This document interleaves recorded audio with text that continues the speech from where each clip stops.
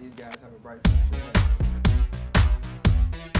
Just over the midway point of the fall sports season, and CAA First Look is here on the campus of William & Mary, sitting on top of the brand new Martin Family Stadium, home to the William & Mary men's soccer team, where we caught up with last year's CAA Tournament Most Outstanding Player, senior Nicolas Abrigo. Nick, let's talk about the end of last season a little bit. You get the winning goal in the regular season to clinch home field for the tournament.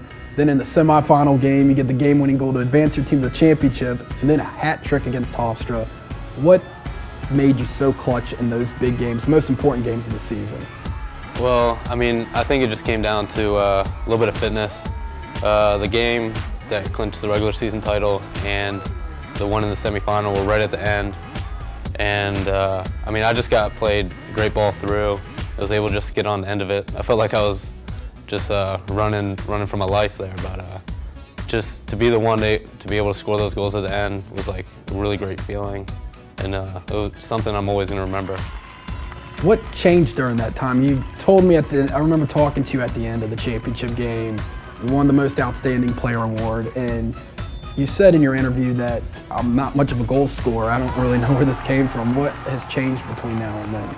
I was just finding my way into the right spots. Like I said, I was just able to slip behind and get in, and just being able to finish and getting played great balls from my other teammates was just helping so much. Now, the Tribe in the previous seasons before last year, you guys would qualify for the CAA tournament and just come up short. How did it feel last season to finally get over that hump in front of your home crowd? Yeah, my first two seasons, we finished second in the conference and lost in the semis both years. So to finish first in the conference and have it the tournament over here was fantastic. The support we got from our other students and from the community was great. I think we were averaging about 1,000 towards the end of the year. And to just win it at home and have everyone there to see our first title in 10 years was amazing. Speaking of home, talk about the new facilities here at William & Mary, the new soccer stadium, the locker rooms. Talk about the environment now around William & Mary soccer. Well, I know everyone's been really grateful to the Martin family for donating all the money to build the stadium, and the facilities are great.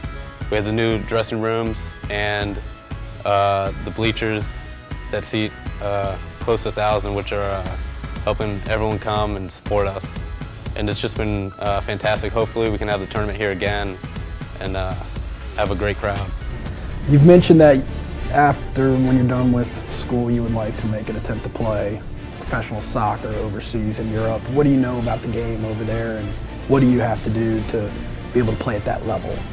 Well, the top teams currently for club are over in Europe.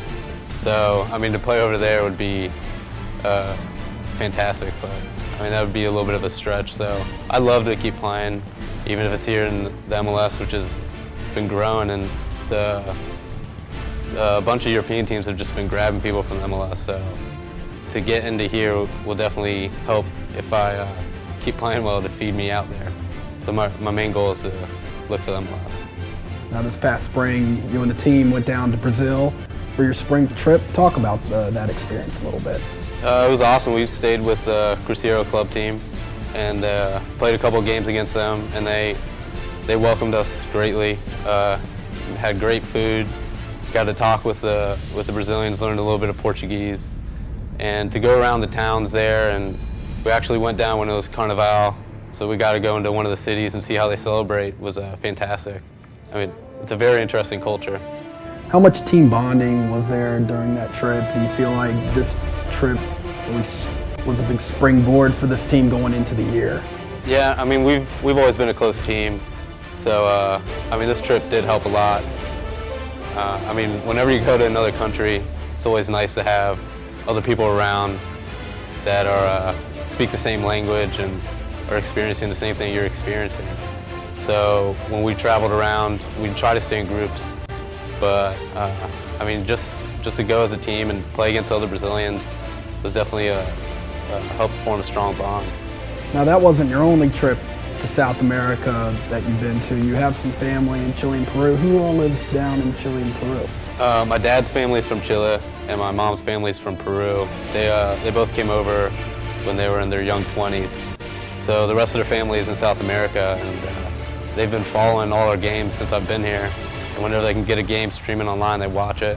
So there are a few William & Mary fans now in South America, and they always sending me emails after games and taking pictures. And I've actually sent a couple jerseys back to them, so they wear them around the town and stuff. It's really nice. You're coming up on your senior year. You're midway through your senior year.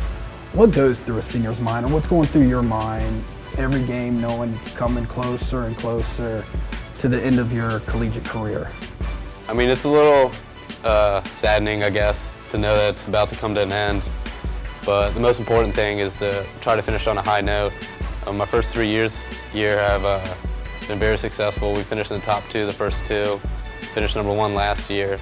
So, I mean, anything lower than that would definitely feel subpar. So, I mean, we're looking for another CAA championship and trying to make the NCAA again and try to go as far as we can. I mean, the more games I get, the longer I get to keep playing. So. What will you miss the most about playing here at William & Mary? Our team has been really close since I've been here. And, I mean, those bonds will never be broken, but especially with the 10 guys that graduated last year, I mean, I already don't get to see them on a regular basis, so I've already missed a little bit of that, and I know I'll miss not being able to see the rest of the guys when I end up leaving, but I still talk to these guys on a regular basis, so it shouldn't be too bad. It'll just be a little different not being able to see them every day and go out and train with them every day. So if you were able to write the ending of your career, Nicolas Abrigo's career, how would it end? It definitely include another CAA championship, and I mean, our goal has been, since I've been here, Coach Norris has always told us that he's looking to get that first NCAA championship. So, I mean, we're going to continue to try to go as far as we can in NCAAs, and I think this team can definitely do it. And if not, hopefully they'll be able to get it further down the road, but I'd love to be able to finish my career in that championship game and to win it. Well, Nick, thank you so much for joining us today, and good luck the rest of the season and on your future endeavors. Thank you.